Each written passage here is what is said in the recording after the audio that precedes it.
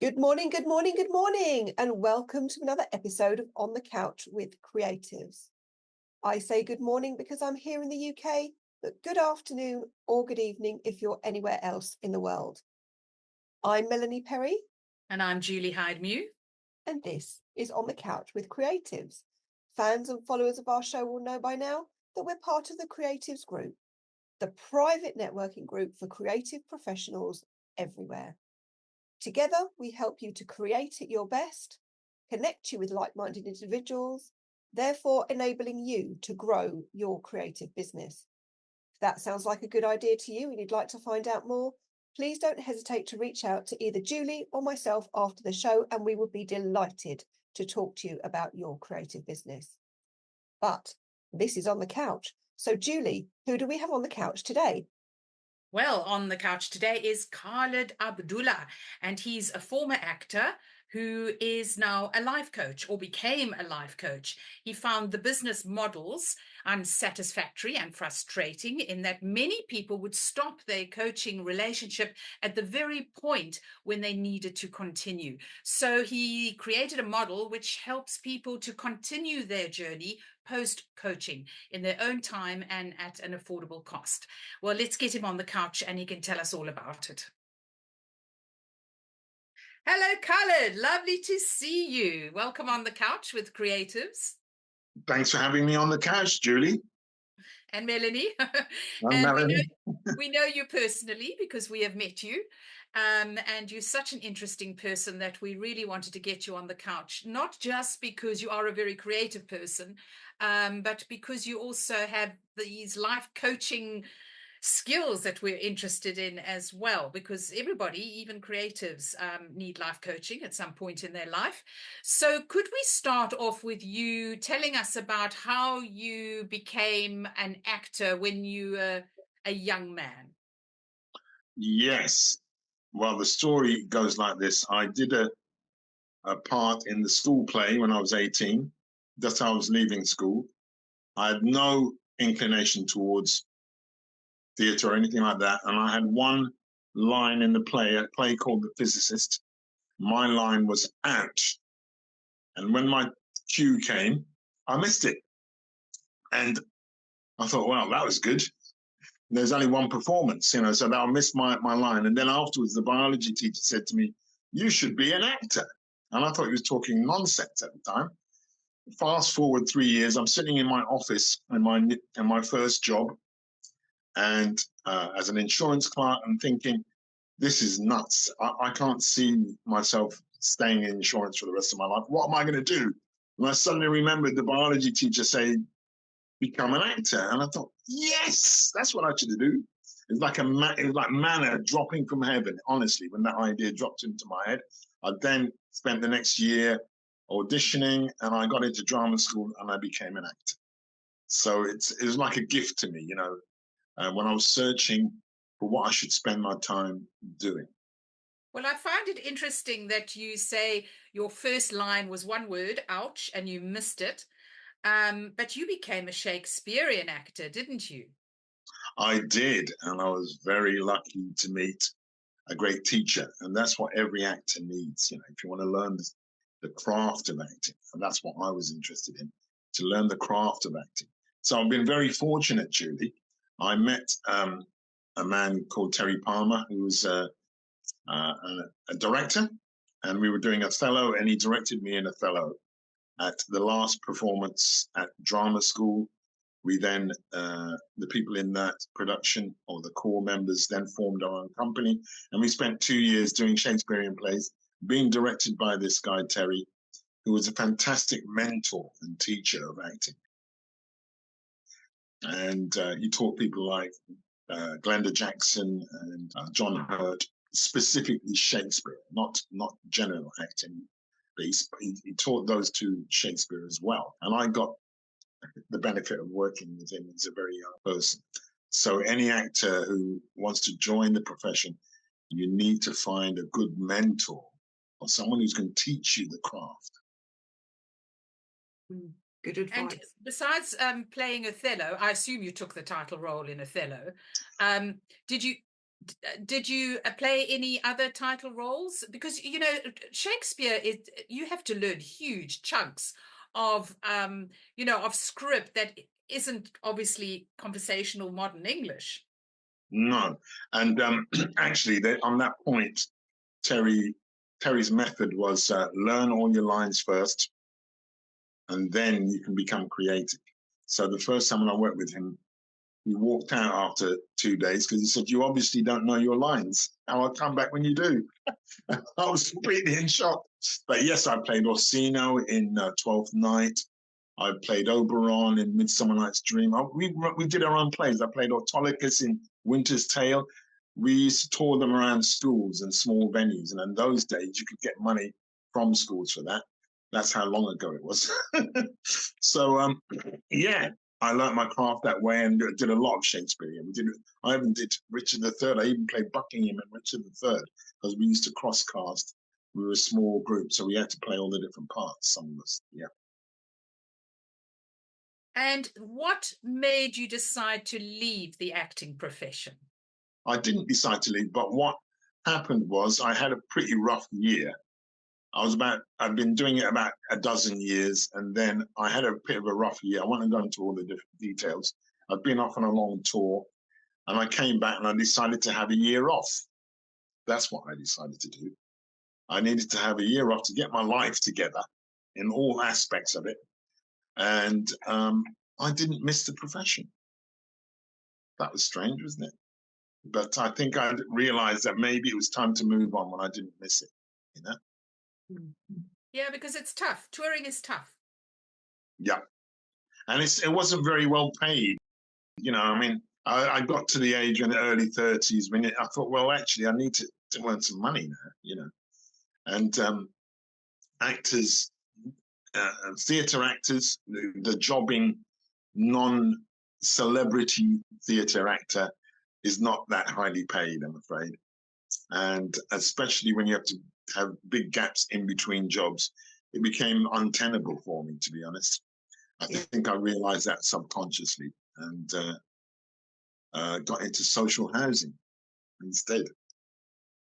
That's a very big leap from actor to social housing. But it's true. Well, I can tell you how it was made, Melanie. It was simply because I didn't have anywhere to live and I joined a housing co-op and you had to do it all yourself. So in those days as well, if you were a volunteer in a housing co-op, that constituted as enough experience to get a job in social housing. So that's what I did. It's quite an easy transition in the end. See, right place, right time. Mm. And then how did you get into life coaching? Because that has been your main business since then. It has. Well, I wouldn't say my main business, but certainly in terms of the way I live, definitely the way that I live my life. I live my life like I'm coaching everybody, coaching myself all the time and coaching other people. It's not like coaching it's not the coaching itself, it's the behavior that comes from the coaching that became my way of life. But I got into that. I applied as a social housing worker for an NVQ Trainers Award. That's what happened. And I decided, as I used to be an actor and I loved character building and all that, I would do personal development. I didn't even know what personal development was. I don't know where I got that from. Another one of my lucky moments in life. And so when I did my NVQ modules, they said, well, now you have to do a bit on your personal development side.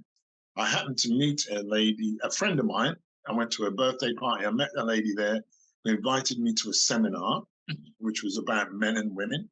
And I thought, well, that's interesting. So I went to that, and it turned out to be run by a company that was a personal development company. And to cut a long story short, I ended up doing their flagship course. And that completely changed my life, completely transformed my life. A long weekend training program. And that set me on the course to becoming what eventually would be a life coach. Yeah.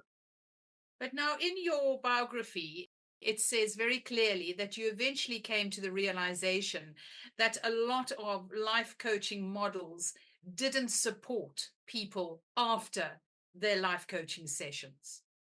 Yes, because actually coaching, it kind of guides you onto a path towards a certain way of living, a more powerful way of living. And unless you do it intensively, like I did, it's quite difficult to maintain, actually, because we live in a toxic environment, and in terms of behavior and self-esteem and confidence and things like that. And so how do you maintain it? And I did do some one-to-one coaching for a while, and then people would, it's quite expensive. It's like having a counselor all the time. It's like going to counseling, except it's even more expensive than that. And I wanted to come up with a way of supporting people so that they can support themselves in maintaining their new habits and new ways of living. So I've designed a system over a period of years, I have to say, because I did work as a life coach in a prison for a while, and I picked up the key tool for that in the manual in that coaching job, which ended because the charity went bust. So I've been on that quest for quite a long time. I'm 25 years. And only recently I've had a bit of a breakthrough in financing what would be an online program, and that would enable people to grasp the basic principles of coaching and embed it in their lives. And I've come up with tools that will allow them, and they're creative tools, actually. They're not, how do I put it, that send you on a journey. Tools that will send people on a journey and they can maintain it themselves, self-coaching. So that's basically what I'm driving at. Wow. And do you have a website where people can get these sessions from you? Well, we haven't gone public yet, so we're still in research and development phase, but we're going to launch in September. I have got a website, www.planetvillage.co.uk. So keep your eyes out on that website, and that will be announced in September when we launch our flagship program, Love and Relationships in the 21st Century. And I've also been I'm just doing the due diligence for a project which will enable us to be funded to create an ebook targeted at the African Caribbean community and people who support the African Caribbean community. That means everybody. But so I did apply for some funding for that, and I got that, but we have to do the due diligence at the moment before we actually get approved for the grant.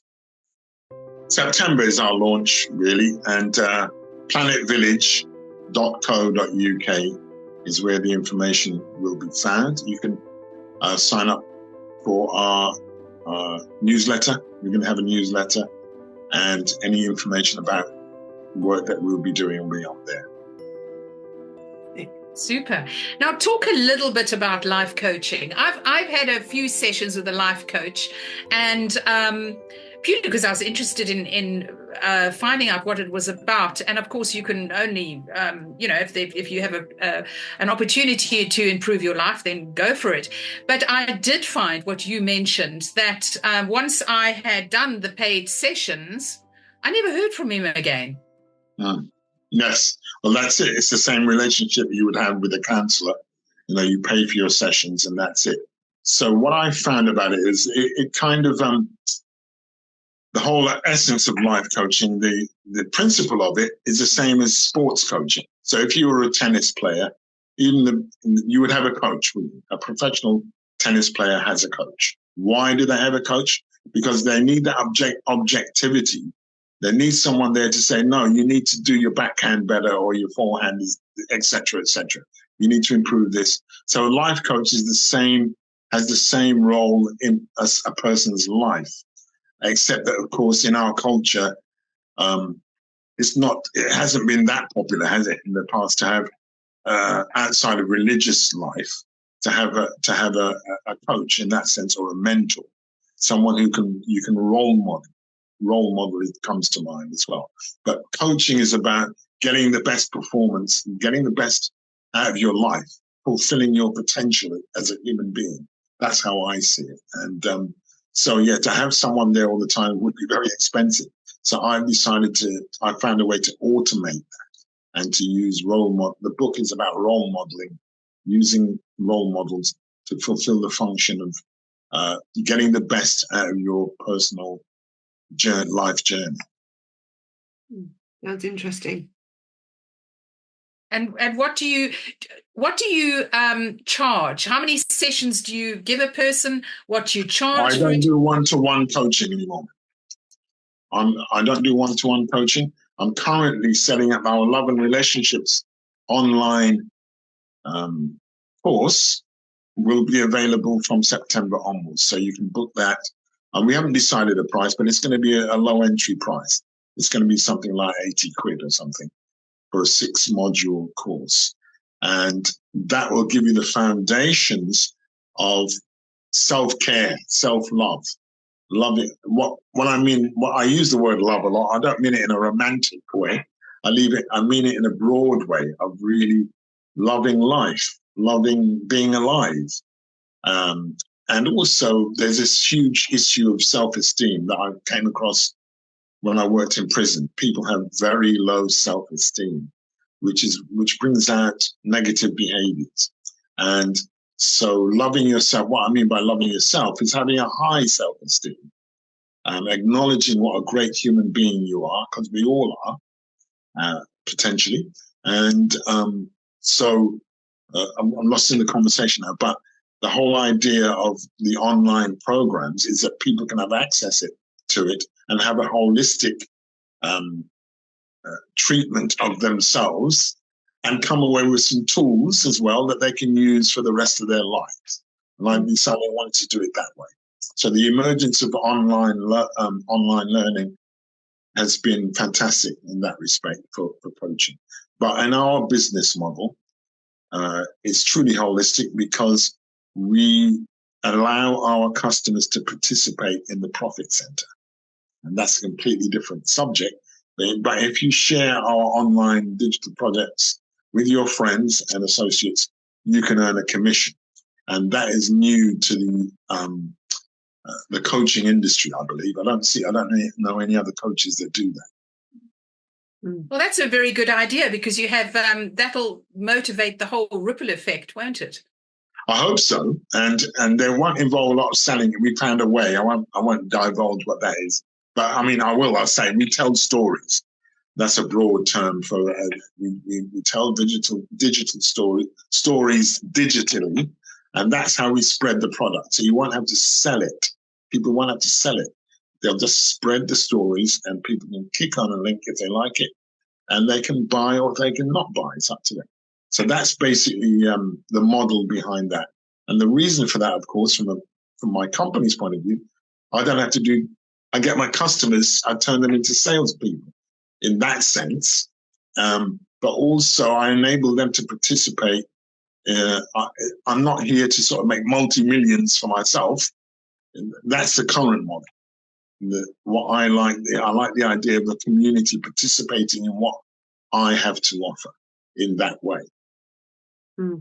I think that's a very lovely thing, and I think more people would benefit from that kind of thinking. But you've obviously had a wealth of experience, Khalid, from your acting days through to your coaching days, and you obviously have a very generous spirit and you like to bring community and people together. What would your top tips be for somebody who is listening to you and wanting to follow in your footsteps?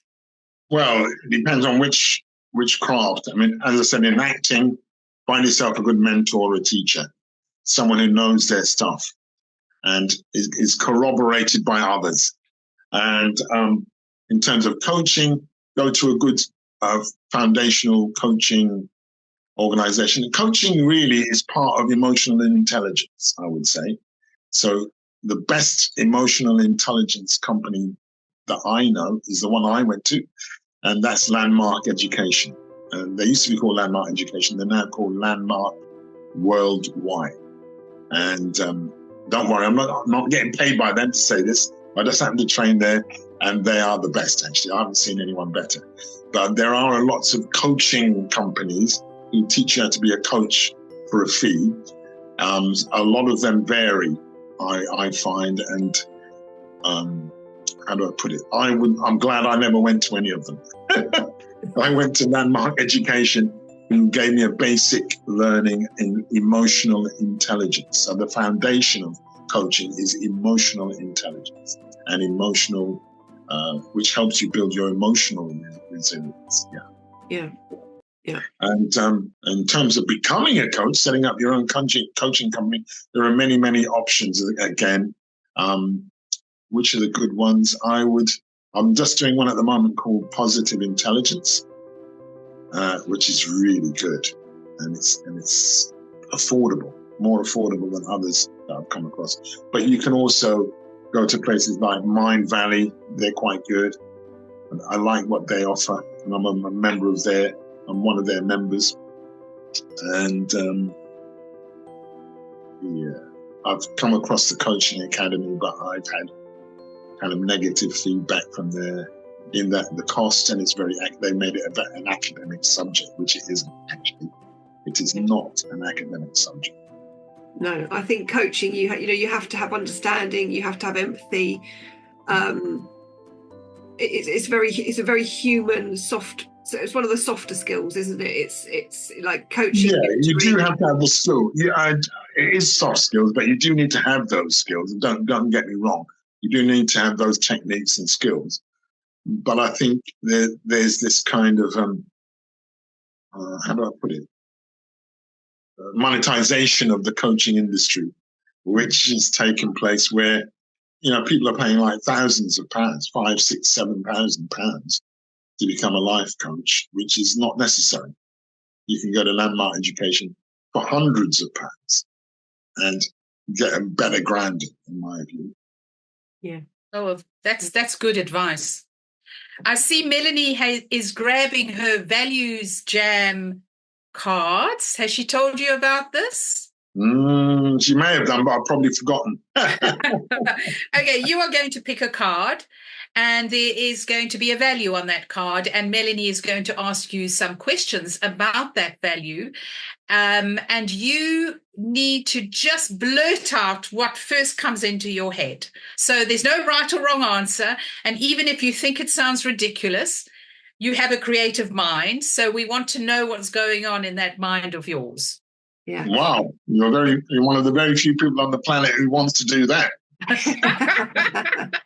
This is the on the couch bit of the on the couch interview. Okay. We're going to creatively go inside your mind. Okay, Khalid, I'm going to run my finger along my cards, and you say stop when you want me to pick a card. Stop. Stop. Right, let's see what you picked. Oh, this is quite a good one for you. Our guests do pick the most pertinent cards. I'm always quite amazed that it's always so brilliant. And the cards come out, oh, you picked a great card. Well, let's see it. Let's see it. You picked enjoyment. Right. So, Khalid, we're going to ask you creatively, what does enjoyment mean to you?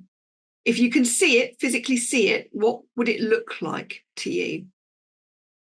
Oh, if I could physically see it, it'd be a football.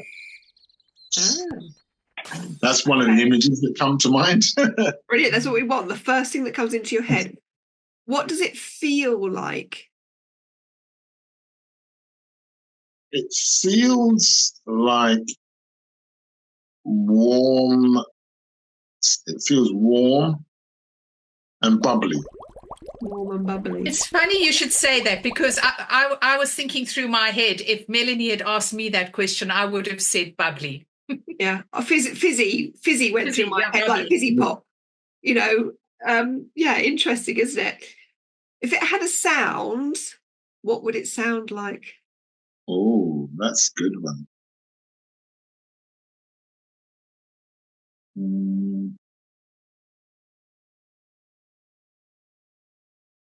It would sound loudish. It would sound